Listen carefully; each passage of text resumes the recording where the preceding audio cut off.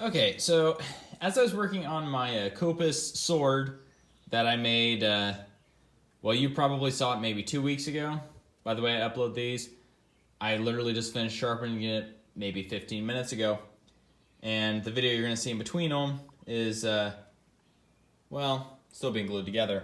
So I figured I'd go ahead and start on this. I got the idea we'll work on this by thinking this would kind of make an interesting kind of fighting knife type, just kind of a one-handed knife. So I decided that's what I'm going to do. I have just a chunk of leaf spring, same as the larger one, and same as basically everything else I do, because I'm able to get it pretty cheaply. So I'm just going to cut off a chunk here at the end and throw it in the forge and forge it to shape.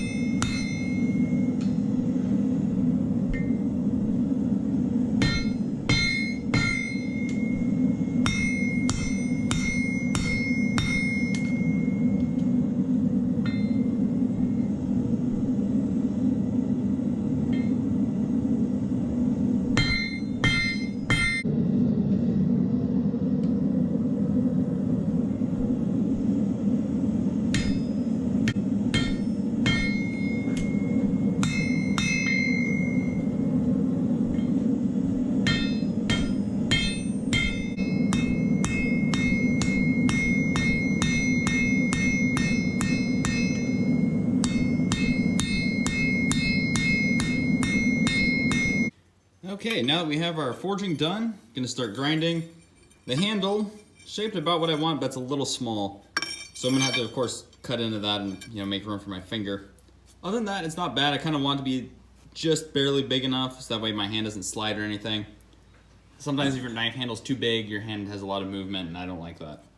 Other than that, just need to kind of refine the shape a little bit, and of course grind the flats where it doesn't look rough. And then we're ready for heat treat. Well, you're gonna grind edge and sand it, of course, and then heat treat.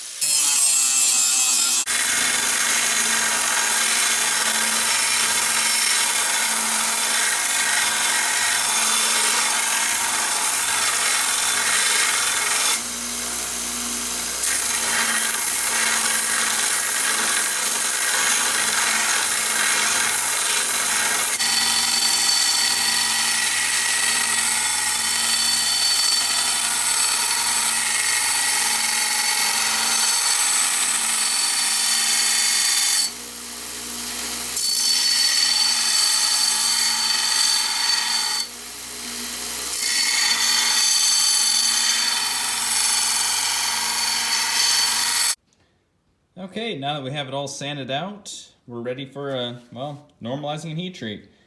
I also drilled these two 3/16 inch pinholes for the brass rod, which is also 3/16. I don't film that because sometimes drilling through carbon steel is kind of a pain. It seems like every time I film it, I always have to fight with it. So I don't film it. Anyway, drill those holes before heat treat. It saves you a lot of time and, well, drill bits. Hardened steel breaks drill bits.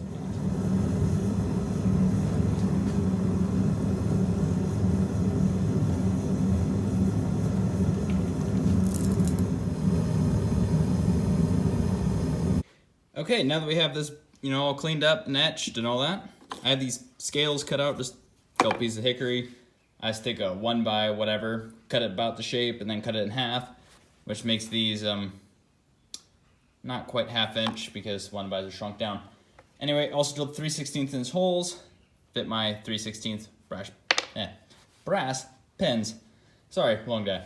Anyway, so what I'm gonna do is whip up some JB Weld, epoxy these on, epoxy these pins in place, and then clamp it and let it dry. I won't film that part because it's boring and I'm tired.